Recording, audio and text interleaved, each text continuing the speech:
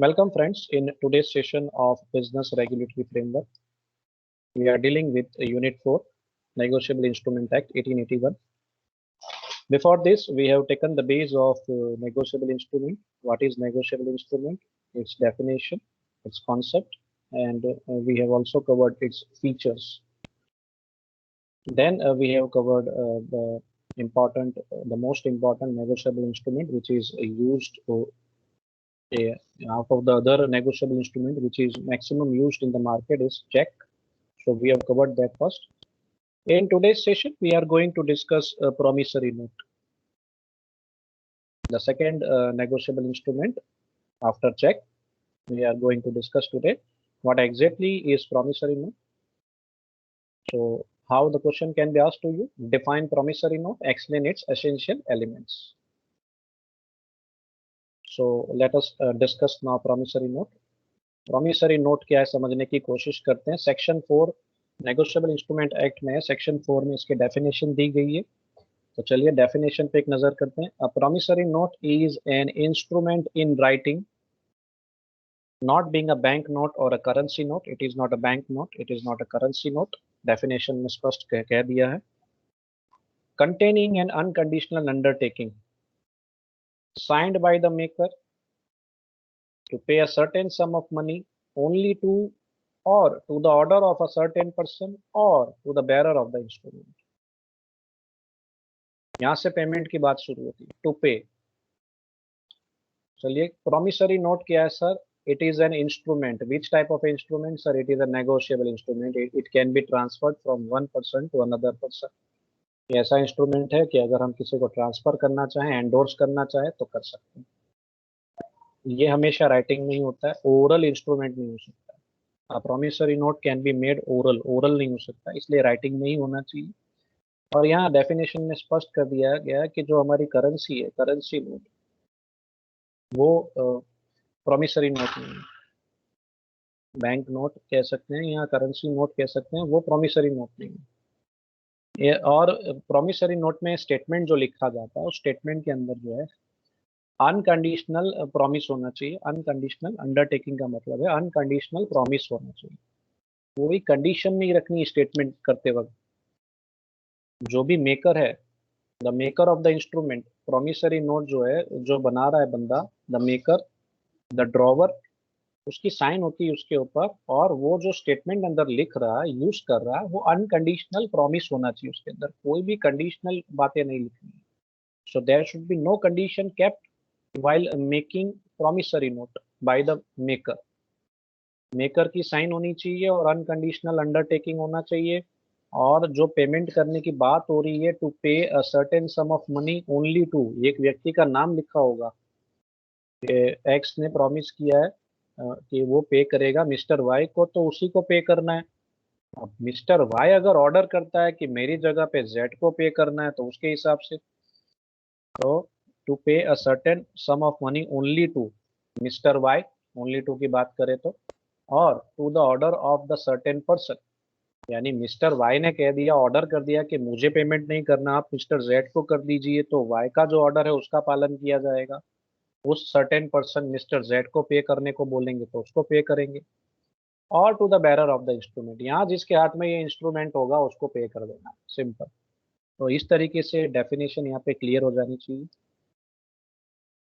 अब how many parties are there in case of promissory note? Cheque में हमने देखा था there are 3 parties in case of cheque. तो प्रॉमिसरी नोट में कितनी पार्टीज होती है सर? प्रॉमिसरी नोट में 2 पार्टीज होती है। There are 2 parties in case of promissory. एक होता है मेकर और दूसरा है sir payee. The person who promise to pay is called maker. जो वचन देता है कि मैं पे करूंगा, तो वो बंदा कौन है सर? वो है मेकर। द ड्रॉवर भी कह सकते हैं इसको, मेकर भी कह सकते हैं। The person to whom the promise is made for the payment is called the payee. जिसे प्रॉमिस किया जा रहा है कि मैं आपको पेमेंट दूंगा, मैं आपको मनी पे करूंगा, तो वो बंदा हो जाएगा पे, बेनिफिशियरी। ठीक है, असेंशियल्स पे चलते हैं अब। डेफिनेशन क्लियर होने के बाद आप असेंशियल्स ज्यादा आसानी से समझ सकते हैं। सबसे पहला एसेंशियल क्या है प्रॉमिसरी नोट का? Writing. It must be in writing. अगर स्टेटमेंट वाइज लिखना है तो क्या लिख सकते हैं? It must be in writing. The promissory note must be in writing. Oral promise to pay is not enough. Oral valid नहीं माना जाता है, राइटिंग में ही होना चाहिए. No particular form of words is necessary. Intention to make a note must be clear. भाई ये शब्द का उपयोग करना अनिवार्य है. जैसे प्रॉमिस शब्द है तो प्रॉमिस का शब्द, प्रॉमिस वर्ड को यूज करना कंपलसरी नहीं है. वो स्टेटमेंट में हो भी सकता है, नहीं भी हो सकता है, लेकिन जो भी स्टेटमेंट लिखा गया है वहाँ इंटेंशन क्लियर होना चाहिए मेकर का कि वो सच में प्रॉमिस टू पे कर रहा है, सच में पेमेंट करने वाला है ड्यू डेट पे. ठीक है, तो वो इंटेंशन क्लियर होना चाहिए. यही शब्द का उपयोग अंदर होना ही चाहिए. प्रॉमिस वर्ड तो लिखा ही होना चाहिए, ये जरूरी नहीं है. It must be written in ink और मे बी प्रिंटेड. पेन का उपयोग किया जाना चाहिए. प्रिंटेड फॉर्म में अगर आप पेन से नहीं लिख रहे, हाथ हाथ से नहीं लिख रहे, मीन्स हैंड रिटन नहीं लिख रहे हैं, तो हो सकता है आप प्रिंटेड फॉर्म में भी इसको इशू कर सकते हैं. It may be in any form but the words shall be visible. आपने जो भी लिखा है वो पढ़ने में आना चाहिए क्या लिखा है. आपने जो भाषा का उपयोग किया है वो भाषा समझ में आनी चाहिए. आपकी हैंड राइटिंग, अगर आपने हैंड रिटन लिखा है तो हैंड राइटिंग भी समझ में आनी चाहिए और वो विजिबल होना चाहिए. तो ये पहला पॉइंट है, it must be in writing. Next point देखते हैं. प्रॉमिस टू पे वचन है और ये वचन पे करने का वचन है. It is not necessary to use the word promise. जैसे मैंने अभी आपको कहा प्रॉमिस शब्द का उपयोग करना जरूरी नहीं, but the intention must be clearly show as an unconditional undertaking to pay. Promise to pay, promise शब्द का उपयोग करना जरूरी नहीं है. प्रॉमिस शब्द का आप उपयोग कर भी सकते हैं, नहीं भी किया तो भी वो वैलिड हो सकता है, लेकिन इंटेंशन क्लियर होना चाहिए. आप जो भी प्रॉमिस कर रहे हो वो अनकंडीशनल होना चाहिए. आप अमाउंट पे करेंगे, आप ऐसा वचन दे रहे हैं और वो क्लियरली समझ में आना चाहिए आपके स्टेटमेंट में. ऐसा एक केस हुआ था, बाल Mukund versus Munna Lal Ramji Lal.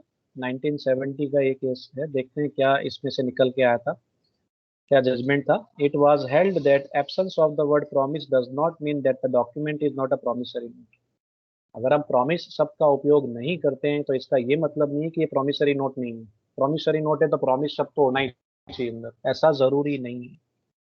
Provided it fulfills the requirements of this section and there is clear intention on the part of the parties to treat the document as a promissory note. आपने जो भी स्टेटमेंट का उपयोग किया हो, जो भी वर्ड्स का उपयोग किया हो, उससे क्लियरली समझ में आना चाहिए कि maker of the instrument is ready to pay, he promise to pay, ultimately he is having intention to pay after 2 months और 3 मंथ्स, जो भी ड्यूरेशन अंदर फिक्स किया गया है प्रॉमिसरी नोट के अंदर, वो पे करना चाहता है. नेक्स्ट पॉइंट देखते हैं. अच्छा, इलस्ट्रेशन से इसके ऊपर चलिए, इलस्ट्रेशन से ज्यादा आपको समझ में आ जाएगा एग्जैक्टली. आई एक्नॉलेज टू पे on demand ₹3,000 for value receive. देखिए यहाँ पे प्रॉमिस शब्द का उपयोग किया है, नहीं किया है, फिर भी ये प्रॉमिसरी नोट है और ये वैलिड है. ठीक है, मैं एक्सेप्ट करता हूँ, एक्नॉलेज करता हूँ कि मैं जब डिमांड किया जाएगा मुझसे 3,000 रुपये मैं पे कर दूंगा. जो 3,000 मुझे मिले हैं जिस व्यक्ति से, उनको मैं 3,000 पे कर दूंगा. यहाँ डिमांड करेंगे तो मैं पे कर दूंगा, ऐसा बोला गया है. तो जब भी मुझसे मांगेंगे मैं दे दूंगा. फिर 15 दिन में मांगे, 1 महीने में मांगे, 2 महीने में मांगे, जब मांगेंगे तब दे दूंगा. ये प्रॉमिसरी नोट वैलिड है. But I acknowledge receipt of ₹3,000. हाँ, मुझे 3,000 मिले हैं, सिर्फ मैं इतना कहूंगा तो ये प्रॉमिसरी नोट नहीं. 3,000 मिले हैं तो बेटा तुझे देने भी तो है, तो वो क्लियर इंटेंशन दिखना चाहिए कि आप रिटर्न करना चाहते हो, सिर्फ मिले हैं ऐसा एक्सेप्टेंस करोगे, एक्नॉलेज करोगे तो वैलिड प्रॉमिसरी नोट नहीं बनेगा. तो ये एग्जांपल्स आपको समझ में आने चाहिए इस तरीके से. नेक्स्ट, आई प्रॉमिस टू पे रानी ₹10,000 ऑन डिमांड. रानी से आपको 10,000 मिले हैं, मान लीजिए आपने रानी से 10,000 रुपये लिए हैं, तो आप इस तरीके से लिख सकते हैं. देखो यहाँ पे प्रॉमिस शब्द का उपयोग किया है. आई यानी आप खुद, मैं प्रॉमिस करता हूँ रानी को 10,000 रुपये दे दूंगा, रानी जब डिमांड करेगी तब. 15 दिन बात करे, महीने बात करे, 2 दिन बात करे, 2 महीने बात करे, तो ये भी प्रॉमिसरी नोट है, वैलिड है. Next is I promise to pay Rakhi on order ₹15,000. तो राखी को भी मैं ये पे करने के लिए रेडी हूँ. आई promise to pay Rakhi on order, यानी राखी कहेगी वैसे मैं पे कर दूंगा. राखी को पे करने को बोलेंगे तो राखी को पे करूंगा. राखी कहेगी कि भाई मुझे नहीं, मेरी सहेली जानवी को पे करो, तो उसको पे किया जाएगा। इस तरीके से उसके हुक्म के हिसाब से आप प्रॉमिस कर रहे हैं। ठीक है। आखिरी है मिस्टर बी, आई ओव यू ₹7,000। मिस्टर बी को कहा जा रहा है कि भाई मिस्टर बी, मुझे आपको 7,000 देने हैं। देने हैं, दूंगा ऐसा नहीं कह रहा है। यहाँ भाई मुझे आपको 7,000 देने हैं, तो ये प्रॉमिसरी नोट नहीं हुआ। देने हैं भाई, तू देगा कब वो बता। तो इसमें से क्या प्रॉमिसरी नोट है और क्या नहीं है, ये सारे इसके इलस्ट्रेशंस है। ये प्रॉमिसरी नोट कैसा होना चाहिए सर? कोई कंडीशन नहीं रख सकते आप। It should be unconditional. Condition नहीं रखनी है आपने कोई भी।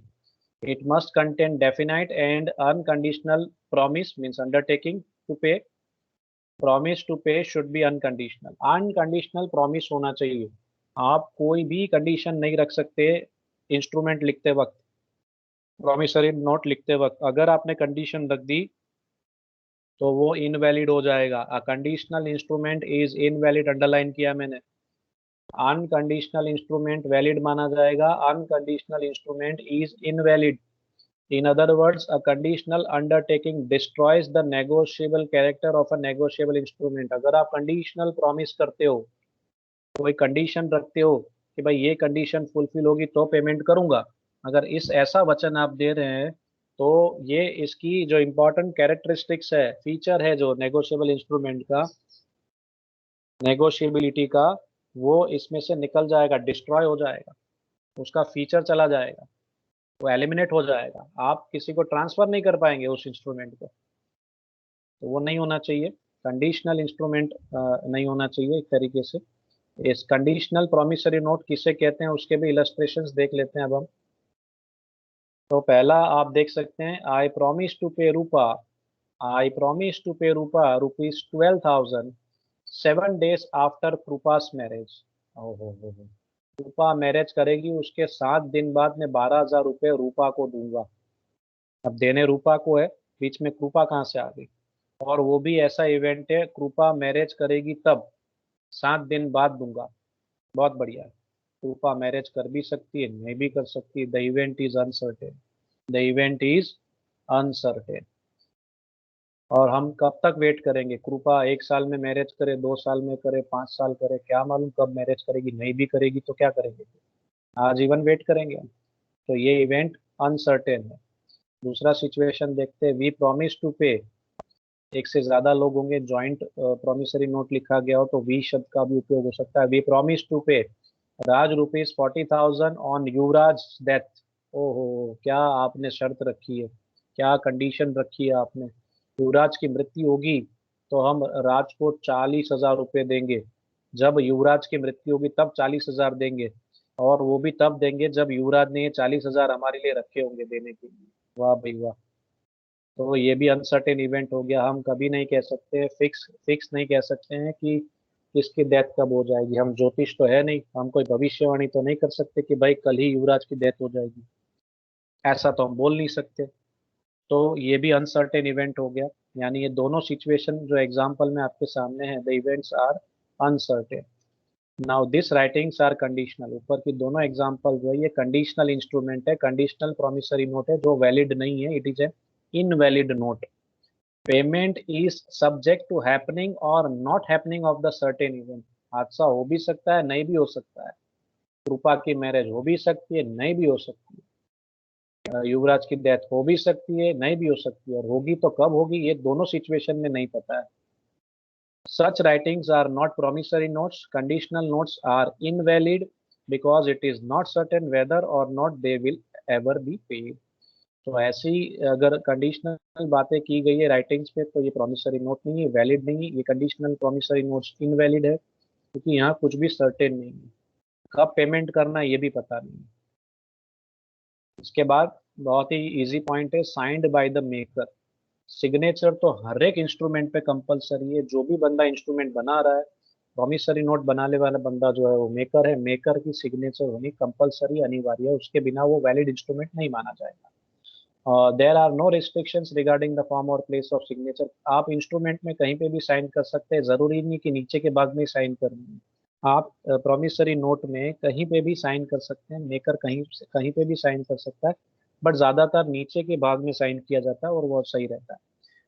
It may be in ink, thumb mark और इनिशियल्स, आप इंक की मदद से यानी कि पेन की मदद से उसकी सिग्नेचर उस पर सिग्नेचर कर सकते हैं, या इंक की मदद से ही आप इनिशियल यानी साइन, और या तो थंब अंगूठा जिसे कहते हैं, अंगूठे का अंगूठा भी लगा सकते हैं, थंब मार्क भी हो सकता है, किसी को साइन करना नहीं आता अंगूठा लगाना चाहता है, ठीक है।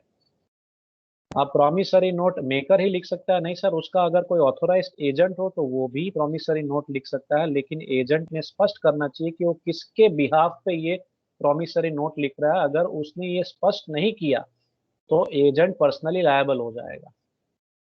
तो ये इंपॉर्टेंट चीज है, एजेंट है तो एजेंट किसका एजेंट है, उसने लिखना चाहिए अंदर कि भाई ये प्रॉमिसरी नोट मैं अपने मालिक के लिए, यानी कि भाई मिस्टर वाई जो प्रॉमिसरी नोट बना रहा है, एजेंट मिस्टर वाई है जो प्रॉमिसरी नोट बना रहा है, उसने स्पष्ट लिखना चाहिए कि ये प्रॉमिसरी नोट वो अपने मालिक के लिए, प्रिंसिपल के लिए, मिस्टर एक्स के लिए बना रहा है, और इसकी पूरी जिम्मेदारी मिस्टर एक्स की रहेगी, मेरे मालिक की रहेगी।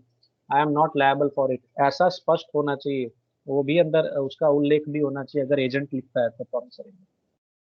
सर्टेन पर्सन्स होने चाहिए, पर्सन्स फिक्स होने चाहिए, मेकर फिक्स होना चाहिए, पे फिक्स होना चाहिए, किसको किसको कौन किसे प्रॉमिस कर रहा है और किसको बेनिफिट मिलने वाला है, पेमेंट मिलने वाला है, ये सब क्लियरिटी अंदर होनी चाहिए, नहीं तो दिक्कत हो सकती है। The maker and the pay, दो ही तो पार्टी होते हैं, एक प्रॉमिसरी नोट बनाने वाला और दूसरा प्रॉमिसरी नोट एक्सेप्ट करने वाला, जिसको पेमेंट मिलने वाली है, इंस्ट्रूमेंट एक्सेप्टेंस करने वाला। तो जो मेकर है, the maker and the pay of the instrument must be a certain and definite person, fix होना चाहिए। मिस्टर एक्स मेकर है तो मिस्टर वाई पे है, ये दोनों एक ही व्यक्ति नहीं हो सकते, इतना हमेशा याद रखिएगा। Both should be different person. A note may be made by several persons jointly to bind them jointly और severally। हो सकता है मेकर दो से ज्यादा व्यक्ति हो और उन्होंने अपनी रिस्पॉन्सिबिलिटी बांट ली है, भाई वी जॉइंटली एक्सेप्ट टू पे और प्रॉमिस टू पे ₹50,000। दो बंदे हैं, दो जन ने प्रॉमिस किया और जॉइंटली, तो दोनों की लायबिलिटी इक्वल मानी जाएगी। या उन्होंने अपना रेशियो बता दिया होगा 20,000 ये पे करेंगे, 30,000 ये पे करेंगे, तो उसके हिसाब से पेमेंट करना अनिवार्य हो जाएगा, कंपलसरी हो जाएगा। टू डिस्टिंक्ट पर्सन यानी दो अलग अलग व्यक्ति should fill in the role of maker and the payee, a note can not be made payable to the maker himself. दोनों व्यक्ति भिन्न भिन्न अलग अलग होनी चाहिए, मेकर अलग व्यक्ति होगी, पेई अलग व्यक्ति होगी, दोनों एक ही व्यक्ति नहीं हो सकती। मेकर अपने आप को ही वचन नहीं देगा कि मैं अपने आप को ही वचन देता हूं कि मैं अपने आप को ही 50,000 रुपये 2 महीने बाद दूंगा, इट इज नॉट पॉसिबल। तो दोनों व्यक्ति मेकर और पेई दोनों अलग अलग व्यक्ति होने चाहिए। If he is capable of being as certain where he is misnamed or wrongly described, he will be a certain person. Promissory note से कभी कभी ऐसा भी होता है कि भाई नाम नहीं लिखा जाता है व्यक्ति का, तो एक डिस्क्रिप्शन दे दिया जाता है, उस डिस्क्रिप्शन से आप पहचान लेंगे कि हाँ भाई ये जो है ये पे करेगा, मैं ये मेकर है इंस्ट्रूमेंट का। एग्जाम्पल दिया है यहाँ पे, a promissory note payable to my only niece living in Mumbai is a valid promissory note.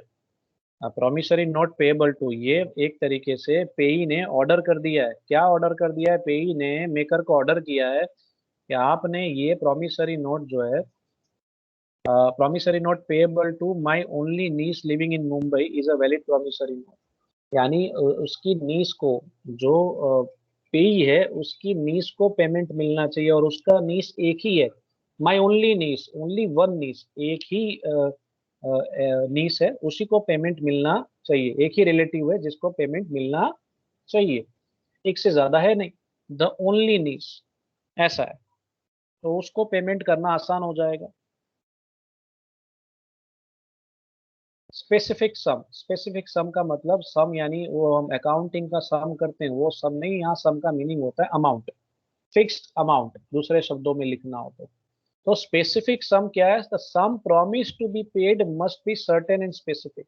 जो भी रकम आपको पे करनी है वो निश्चित होनी चाहिए, कितनी रकम की आप प्रॉमिस कर रहे हो पे करने के लिए, वो भी फिक्स होना चाहिए, अनसर्टेनिटी नहीं होनी चाहिए रकम में भी। The sum promise to be paid must be certain and fixed specific. I from example दिया है, I promise to pay mister Ranjeet ₹30,000 and all other sums due to him. अब यहाँ क्लियरिटी नहीं है, 30,000 पे करने की बात हो रही है, साथ साथ में और जितने रुपए मुझे उनको देने हैं, बाकी बनते देने के वो सारे के सारे। अब बाकी और कितने बनते हो तो क्लियर है नहीं, तो एग्जैक्टली कितनी पे करनी है पता नहीं चल रहा, तो ये वैलिड माना नहीं जाएगा। This instrument is not valid promissory note. This is not a payment of specific sum. यहाँ सम अमाउंट फिक्स नहीं है, 30,000 प्लस कितना देना है वो क्लियर नहीं है। 30,000 एंड रुपीज 5,000 ऑफ अदर, ऐसा लिखा होता तो ठीक है, 35,000 हो जाता है, पता चलता है।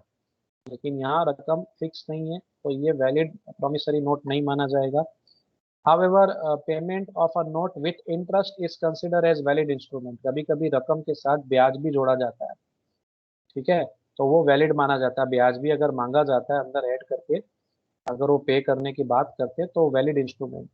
लेकिन रेट ऑफ इंटरेस्ट अगर फिक्स नहीं किया जाए तो, where rate of interest is not indicated, fix नहीं किया गया है, अंदर नहीं लिखा गया है, तो रेट ऑफ इंटरेस्ट मिलेगा 18% per annum as per section 80। ये मन से नहीं लिखा है 18%, ये नेगोशिएबल इंस्ट्रूमेंट एक्ट के अंदर ये प्रोविजन की गई है। अगर इंटरेस्ट की बात हो रही है अंदर और इंटरेस्ट रेट फिक्स नहीं किया गया है, तो 18% का ब्याज मिलेगा सालाना, यानी मंथली 1.5% का। Similarly payment by instalment does not make a promissory note invalid.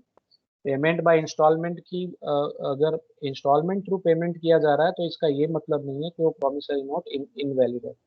तो ऐसा भी उल्लेख किया जा सकता है प्रॉमिसरी नोट के अंदर कि भाई मैं इंस्टॉलमेंट्स में पेमेंट करूंगा।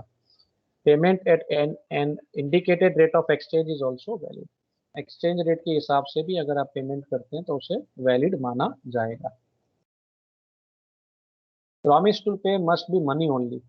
यहाँ चकाचकी की बात होगी, विटामिन एम की बात होगी, मनी ही पे करना है, मनी के अलावा और कुछ नहीं दे सकते कि भाई मनी नहीं मैं घोड़ा दूंगा आपको चलेगा, नहीं सर बिल्कुल नहीं चलेगा। Promise to pay must be money only. Promise to pay anything other than legal tender money in full or in part is not a promissory note. सिर्फ और सिर्फ पैसे देने की प्रॉमिस होनी चाहिए, पैसों के अलावा और कोई चीज की अगर आप प्रॉमिस कर रहे हो तो वैलिड प्रॉमिसरी नोट नहीं है। एग्जाम्पल देखते हैं इसके ऊपर। I promise to pay Natasha rupees 80,000 in cash and rupees 8,000 worth of cosmetic। यानी 8,000 रुपये नगद दूंगा और 8,000 का माल दूंगा। ये वैलिड नेगोशिएबल इंस्ट्रूमेंट नहीं है, ये वैलिड प्रॉमिसरी नोट नहीं है। सिर्फ और सिर्फ पैसे देने की बात होनी चाहिए, कोई चीजें देने का प्रॉमिस नहीं कर सकते प्रॉमिसरी नोट में। I promise to pay Mr. Patel rupees 50,000 and to deliver him my white horse। 50,000 रुपये दूंगा नगद अ, पटेल जी को, और साथ साथ में अपना सफेद घोड़ा भी दूंगा। भाई घोड़े की कोई जरूरत नहीं, सिर्फ पैसे दे दे जो बनते हैं। 50,000 प्लस ये घोड़े जो आप देने की बात कर रहे हैं, घोड़े की जगह पे जो मेरा 80,000 निकलता है वो 80,000 दे दो आप। आई प्रॉमिस टू पे Mahendra rupees 15,000 in government bonds. कि भाई मैं 15,000 के गवर्नमेंट बॉन्ड्स दूंगा महेंद्र जी को। ये सब में कैश देने की बात नहीं हो रही है। पार्टली कैश देने की बात कर रहे हैं तो पार्टली कुछ चीजें देने की बात कर रहे हैं, तो वो बिल्कुल वैलिड नहीं है। सिर्फ कैश होनी चाहिए, कैश के सिवा और कोई चीज देने की अगर आप बात कर रहे हैं, कोई डॉक्यूमेंट्स देने की बात करें तो वैलिड नहीं माना जाएगा। This are all invalid promissory notes. Stamping, stamping होता है प्रोमिसरी नोट पे, चेक पे कोई स्टैंपिंग नहीं होता, याद रखिएगा। A promissory note must be duly stamped according to the Indian Stamp Act. It is advisable to have stamps with maker's signature on initial। जो स्टैंप लगाया जाता है प्रोमिसरी नोट के ऊपर, उस स्टैंप के ऊपर मेकर की सिग्नेचर होनी चाहिए। एंड अन अगर स्टैंप नहीं लगाएंगे तो चलेगा। N unstamped or improperly or insufficiently stamped promissory note is not admissible in evidence. अगर आपने स्टैंप नहीं लगाया, सफिशिएंट रकम का स्टैंप नहीं लगाया as per Indian stamp act, तो वो वैलिड प्रॉमिसरी नोट नहीं माना जाएगा। उसको आप एविडेंस के तौर पे भी उपयोग नहीं कर पाएंगे। No suit means no case can be maintained upon an unstamped or improperly stamped promissory note. Promissory note तभी वैलिड माना जाएगा दोस्तों अगर आप उसमें उसके ऊपर प्रॉपर अमाउंट का स्टैंप अगर आप लगाते हैं, रखते हैं, तो ही वो वैलिड माना जाएगा। नहीं तो आप लीगल एक्शंस भी नहीं ले पाएंगे, नुकसान हो जाएगा। डेफिनाइट पीरियड ऑफ टाइम, इसके अंदर जो टाइम पीरियड होता है फिक्स होता है, ड्यूरेशन फिक्स होता है, ड्यूरेशन हमने यहाँ पे फाइनल कर देना है। Promissory note may be payable on demand or after a definite period of time. Payable on demand भी हो सकता है, जैसे हमने एग्जांपल्स देखे थे कि भाई जब जब रानी डिमांड करेगी मैं पे कर दूंगा। अगर रानी से पैसे लिए हुए हैं आपने तो आप प्रॉमिस कर रहे हैं रानी जब डिमांड करेगी मैं रानी को पे कर दूंगा। यानी रानी 15 दिन या 1 महीने 2 महीने 3 महीने बाद डिमांड करेगी तो फिर हमारी ड्यूटी बन जाती कि हमने अगर उससे पैसे लिए तो पे कर देना। ऑन डिमांड पे करना है, ऐसा भी हो सकता है। या हमने समय फिक्स किया होगा भाई 3 महीने बाद मैं रानी को पे कर दूंगा। आई प्रॉमिस टू पे ₹50,000 टू रानी आफ्टर 3 मंथ्स। तो वहां पर डेफिनेट पीरियड फिक्स हो गया आपका, 3 महीने बाद आपने वो पेमेंट कर देनी है। जो आपने वचन दिया निभाना है। Payable on demand to the bearer. अब इस प्रकार का इंस्ट्रूमेंट कौन पहले तो इशू कर सकता है? सिर्फ दो ही व्यक्ति भारत के अंदर इशू कर सकता है। Promissory note, bearer promissory note. कैसा नोट? बेरर प्रॉमिसरी नोट सिर्फ और सिर्फ आरबीआई और government of India he issue कर सकती है। हम जैसी आम आम जनता, कॉमन मैन इसे इशू नहीं कर सकते। The reserve bank of India act prohibits the creation of promissory note payable on demand to the bearer of the note except by the Reserve Bank and the government of India. सिर्फ यही दो व्यक्ति है भारत की authorised person कि भाई अगर bearer promissory note issue करने तो सिर्फ इन दो व्यक्ति को ही अधिकार है, इन दो पर्सनालिटीज को ही अधिकार है, पर्सन को ही अधिकार है। और ऐसा रिस्ट्रिक्शंस रखा गया आरबीआई एक्ट के अंदर। स्पेसिमेन देख लेते हैं, प्रॉमिसरी नोट एग्जैक्टली किस स्वरूप में लिखा जाता है। इसका एक स्पेसिमेन देख लेते हैं। Specimen of promissory notes. अब इसमें मेकर कौन है और पेई कौन है ये समझने की कोशिश करेंगे। Who is maker and who is पेई। स्पेसिमेन पूछते नहीं आपको, लेकिन आपकी समझ के लिए स्पेसिमेन बनाया है कि प्रॉमिसरी नोट एग्जैक्टली दिखता कैसा है, उसमें होता क्या है। तो एक कागज के ऊपर इस तरीके से लिखाई होती है। सिटी का नाम होगा अमृतसर, जो भी सिटी है, डेट होगी उसके ऊपर और रकम होगा कितने का प्रॉमिसरी नोट है। वर्ड्स में भी होगा, फिगर्स में भी होगा। स्टेटमेंट कैसा यूज किया जाता है तो आपके सामने एग्जांपल है किस तरीके का स्टेटमेंट नॉर्मली यूज किया जाता है। ऑन डिमांड, ये डिमांड वाला है। यहाँ डेफिनेट पीरियड नहीं है कि 2 महीने बाद, 3 महीने बाद, 10 महीने बाद। ऑन डिमांड की बात हो रही है। आई प्रॉमिस टू पे रवीना शर्मा ऑफ मुंबई और ऑर्डर द सम ऑफ ₹60,000। ये फिगर्स में, फिर वर्ड्स में लिखा है उसी को। वो जरूरी है, दोनों में, दोनों स्वरूप में, जैसे चेक में होता है वर्ड्स में फिगर्स में वैसे ही। Only with interest at 10% per annum for the value receive. यहाँ परसेंट भी फिक्स कर दिया है। अगर 10% फिक्स नहीं करेंगे तो 18% देना पड़ेगा। इससे अच्छा अगर हमें इंटरेस्ट देना है तो फिक्स कर दीजिए, अंदर आप लिख दीजिए। सो आई प्रॉमिस, प्रॉमिस आई कौन है यहाँ पे? यहाँ जिस व्यक्ति के नीचे साइन होने वाली है वो प्रॉमिसरी नोट बना रहा है, मेकर। मेकर कौन है? अक्षय भाटिया। जो मेकर है वही खुद प्रॉमिस कर रहा है। आई प्रॉमिस टू पे, मैं प्रॉमिस करता हूँ पे करने के लिए। किसे पे करने वाला है? रवीना जी को पे करने वाले हैं 60,000। रवीना जी को पे किया जाएगा या रवीना ऑर्डर करेगी उसे पे करना पड़ेगा? रवीना कहेगी नहीं ट्विंकल को पे कर दो तो अक्षय जी ने ट्विंकल को पे करना पड़ेगा। यहाँ रवीना जी कहेगी प्रियंका को पे कर दो तो प्रियंका को, जैसा रवीना कहेगी वैसा। सो 60,000 प्लस 10% रेट ऑफ इंटरेस्ट के हिसाब से पे करना है for the value received. Value received किसने वैल्यू रिसीव की है? कंसिडरेशन किसे मिला है? अक्षय जी को मिला है यहाँ पे। उनको मिले 60,000। तो 60,000 पे करने की बात कर रहे हैं, प्रॉमिस करने की बात कर रहे हैं। एक और स्पेसिमेन देखते हैं इसके बाद। एक और फॉर्मेट देखते हैं। अब यहाँ पे मैंने डेफिनेट पीरियड फिक्स किया है। उसमें ऑन डिमांड था, जब डिमांड करेगी रवीना अक्षय को पे करना पड़ेगा। अब यहाँ फिक्स है। अब ये यहाँ सिटी हमने लिए पुणे, 1 मार्च 2020, डेट फिक्स है, अमाउंट फिक्स है। 3 मंथ्स आफ्टर डेट, यानी ये जो डेट लिखी है उसके 3 महीने बाद। तो यानी मार्च हो गया, अप्रैल हो गया, मई, ठीक है, यानी 1 जून को ये ड्यू हो जाएगा।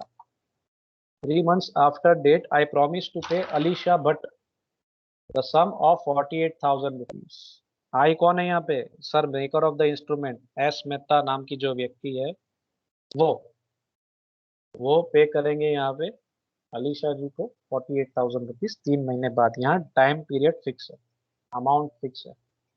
अब यहाँ रेट ऑफ इंटरेस्ट नहीं दिया गया। अगर रेट ऑफ इंटरेस्ट नहीं दिया गया तो रेट ऑफ इंटरेस्ट पे नहीं करना, यहाँ इंटरेस्ट की कोई बात ही नहीं है। तो यहाँ बिना इंटरेस्ट प्रॉमिस किया जा रहा है पेमेंट करने के लिए, there is no interest fixed. ठीक है, सिर्फ ऐसा लिखा हो कि इंटरेस्ट रेट जो होगा वो दे देंगे, ऐसा लिखा हो तो फिर 18% के हिसाब से उन्होंने फॉलो अप करना पड़ेगा।